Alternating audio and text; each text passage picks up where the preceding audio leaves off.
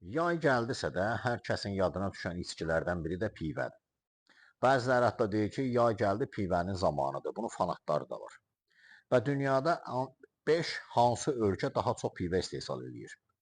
5-ci yer Almaniya 84,9 milyon hektolitr pivə istehsal edir. 4-cü yer Meksika 142 milyon hektolitr. 3-cü yer Braziliya 148,6 milyon hektolitr pivə istehsal edir.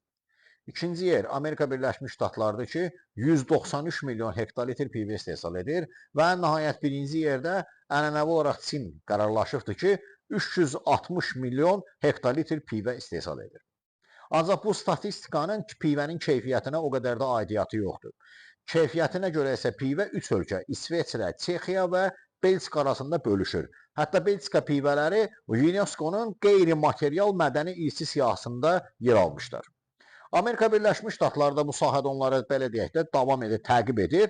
Amma Amerikanlar bu yolu kraft pivə istehsalı ilə başlamışlar. Yəni ayrı-ayrı xırda ailə pivə təsərrüfatlarında istehsalı cəmləşdirmişlər ki, bu da pivənin müxtəlif formalarının, müxtəlif reseptlərinin genişlənməsinə səbəb olmuşdur.